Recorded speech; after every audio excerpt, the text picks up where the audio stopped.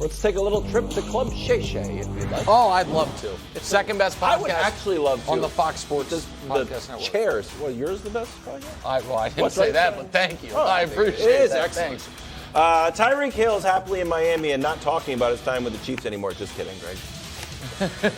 He's back to this storyline. He wanted more targets. Take a listen. Football is a team sport, right? Correct. And it would be some games where, like, I get 2 targets. I get 3 targets. And we'll go into meetings and my coach would be like, hey, we got to get you involved. We got to get you involved. So I talked to Coach Andy Reid and I'm like, Coach, like, I don't even need to be the highest paid receiver. I just want to be taken care of. And I want to stay, with Kelsey. I want to stay with Pat. I want to stay with my brother. So you had that conversation to Andy. Look, I had that take conversation care of your boy, with Andy. I'm here. Just take care of your boy, man. Just make me 25 M's. You know what I'm saying? Right. Match me with A.J. Brown and I'm cool with that. We actually told Kansas City what Miami offered, and Kansas City was like, nah, we just going to trade him. So then I was like, okay, bet. Like, that really goes to show how valuable I am to them. Right. Okay. All right. Listen, in my life as a sports fan, Tyreek Hill is one of my favorite athletes to watch. He helped deliver my team a Super Bowl, which was unthinkable when I was growing up, and he is one of the most unique players I've ever seen in the sport. He is also not a reliable narrator, even of his own story. So a couple just points of order before we get to the merits of this. A.J. Brown got paid more than a month after Tyreek Hill was traded. So unless Tyreek Hill had some time machine where he knew what A.J. Brown was going to get from the from the Philadelphia Eagles, I'm not certain how he went to the Chiefs and said, match me up with A.J. Brown. Because A.J. Brown was on a rookie deal when Tyreek got traded. That's first of all. Second of all, Tyreek Hill in the last 2 years prior to this year's, last 2 years with Kansas City, there were 3 times he had 3 or fewer targets in a game. They won all the games, by the way. One time, week 18 last year against Denver, when Tyreek got hurt, so he went out of the game. The other time, week 16 last year against Pittsburgh, when Kansas City opened the game up 30-0, and they sat him for the second half of the game. And the one other time was a win against Buffalo when the Chiefs ran the ball 46 times for nearly 300 yards. It's one of Mahomes' lowest passing performances. So they won them all, and it never happened. It happened once when he was healthy and it wasn't a blowout, a game against Buffalo when Buffalo was daring him to run, so they ran. So all of that's not true. With all that said, if the question is, did the Chiefs make a mistake trading Tyreek? Guys, they traded Tyreek because they believed they have such a special player at quarterback. They can lose the scariest, most dynamic receiver in the league, and the offense won't take a step back. They were correct. The offense is better this year than it was last year. It's more efficient, scores more points, and Mahomes has been better. They also then said, we need to allocate our resources to the defense via draft picks and salary cap capital. They haven't done the salary cap part yet. That'll probably be this offseason. They're starting 4 rookies on defense. Now, there's some drawbacks to that, as you can see at times with the passing touchdowns they're giving up. But even with allocating those resources, defense still might not be good enough. So I think this is a win-win for both teams, Greg. Oddly, I think the only loser in it, and small loser, is Tyreek. Because I think Tyreek misses Patrick. You think? And I think he misses the Chiefs. Yeah, and even though the Dolphins are everybody's, they were everybody's kind of trendy team, and Tyreek was calling 2 of the most accurate passer he's ever seen, I think he misses being in that offense with that quarterback, and now we're kind of recreating history. I agree with a lot of what you said on the front end. I don't agree with the back end of him missing the Chiefs. I don't believe he misses the Chiefs because he's in a situation where he is featured. He is the number 1 guy. That's what he wants. Clear. He speaks it. He says he's telling us, I wanted to have the ball all the time. That's basically what he's saying. All of your points about his targets, when I looked that up, I was blown away. Yeah. I was absolutely blown away. That's not true. No, I was absolutely blown away. Like things up. Feels like it. No, like you guys do it literally. But he's like, I felt like I only had a handful of targets. No. I felt like it, and it was actually true when I played. It was a fact. But what I also understood was there was so many other guys that I was lining up with that I knew we would be successful. So it would look selfish if I was complaining about the ball. The question, let me focus on the question. Did the Chiefs make a mistake trading? Absolutely not. The reason why is because of what you said. When you have a young quarterback and you believe he is the most central pillar piece of what you do as far as your success and determining your success, you build around that. I don't care how great players are around. You got to continue to provide him with what he needs. The necessity for Patrick Mahomes, in my opinion, was not Tyreek Hill. There were a match made in heaven, but it was the greatest luxury in the league. The most important piece for him has always been Travis Kelce. And as long as you have Travis Kelce, you can build around that. What we've seen Patrick Mahomes do, you talked about them being efficient. The level of efficiency that we see them playing with now is what makes them so scary, because it's not just Travis Kelce or Tyreek Hill. It's literally everybody who is a skilled guy. They possess the ball longer now because of, and again, this is not a knock on Tyreek, because he was such a special player.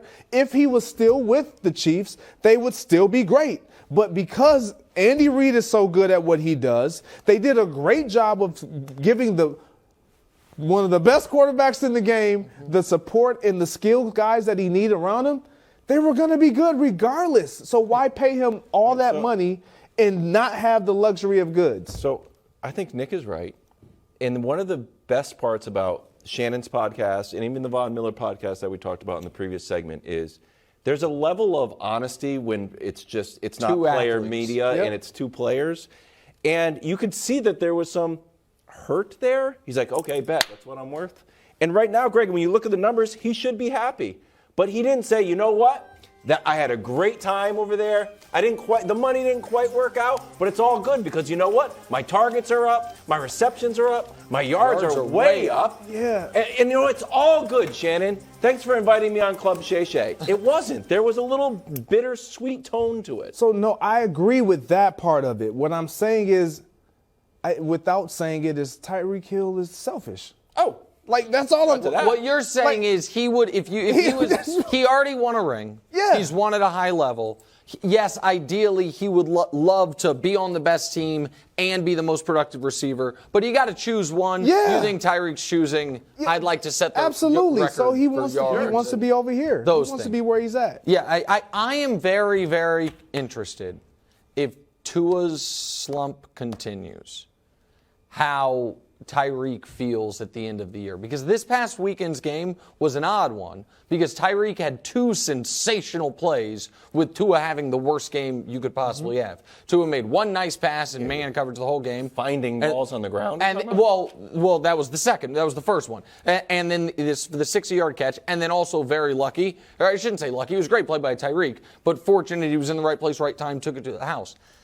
If Tua continues to struggle, Tyreek's numbers will go down. Yeah. And I'm very curious how that's going to land with Cold in Buffalo this weekend. Yeah, snowy too. Tyreek also talked about taking on the Chiefs in the playoffs. Take a listen. Let's just say for the sake of argument, you play the Chiefs in the playoffs. You try to go for 3? They better have 2 people on me. That's all I know. The cheetah will be arriving in Kansas City or in Miami. I don't care where I be at. Okay, so this is the playoff picture right now. The Chiefs would actually be playing America's team, and the Dolphins would be playing the Ravens. But if it switched around, which I expected once the Patriots get a little hot, the Dolphins cool off. How many guys are you going to put in? Because your defense is terrible. You might have to put 3 people on. All right, first of all, again, Tyreek Hill, I love him. Not a super reliable narrator. Are there a lot of teams that don't put 2 people on Tyreek Hill? Or is he just getting single covered? And is that what's happening? Maybe I haven't been grinding the all 22 with you and Josh enough. But I would imagine most teams have a corner and a safety over the top when it's the fastest player maybe in the history of the NFL. But that's just me. But if you're asking me, should Kansas City be scared of the Dolphins? The answer is obviously no. And I have a list for you. I love it. Of all the teams that could make the playoffs, my fear factor ranked 1 through last. Eat eyeballs. So there it is. Bengals scare me the most. Then the Chargers. I'll explain that in a moment. Then the Ravens and the Bills. The Dolphins are 5th. Oh, come on. Titans, Jets, and then the Patriots would be better than a bye, which is no fear whatsoever. In fact, it would be better than a bye, better than not playing. I get it. Yeah, get some we good get cardio what in. it means. Okay, You don't need to explain it. It's clever. So, the reason that I have those 4 teams ahead of the Dolphins, the Bills, because the Bills, to me, have a defense that can slow the Chiefs' offense down and an explosive offense. The Ravens are scarier than them because there is an element with the Ravens where if their offense gets rolling, it feels like there's nothing you can do. Now, do you have confidence it's going to get rolling? Not necessarily. But if you tell me Lamar's going to play an A-plus game, I don't know if anybody's beating them. The Chargers scare me just because every game is the 3-point game against them, and the Chiefs have already beat them twice. I feel like it's kind of hard to beat a good team 3 times. And the Bengals scare me for the reason of the Chiefs have never beaten them under Mahomes. So do you think it's fair to say those 4 teams are scarier than the Dolphins? To me, it's pretty obvious. Yeah, I mean, I got to touch on your list really quick because the Bills, you kind of touched me with that. What? Because you said if the Ravens, if you're telling me Lamar plays an A-plus game, then there's much. Well, what if Josh Allen plays an A-plus game? He probably leaves crying after blowing the game in 13 stop seconds. it. I saw him play an A-plus game and they lost. Literally saw it. And he wrote a letter to the league and they changed the rules, please. Change the rules. I saw him play an A-plus game and he lost. I do agree with your Chargers when it comes to He the was. Chargers. Anytime you have to play a team 3 times and they're a division opponent, they know you best. You've beaten them twice. I always feel like it'd be better That's if they just split hard. with The them. Bengals, they want no problem with the Bengals. I don't want but the Tyreek going back, if it were to happen, the Chiefs better be on they better be on high alert. I just don't think the Dolphins defense could slow the Chiefs down at all. No. I'm not talking about worried about losing, but as far as Tyreek. Tyreek having a because monster again, game. that's all that. If they lost, I don't think Tyreek cares if he goes for $160 and 2 touchdowns. I'm just being honest. I did my thing. Exactly. That's the way I feel about this show sometimes. Like, you guys weren't that good, but I cooked out there. I'll be honest with you. Thanks for watching. Subscribe here to get more from the show and to check out clips from other shows on FS1.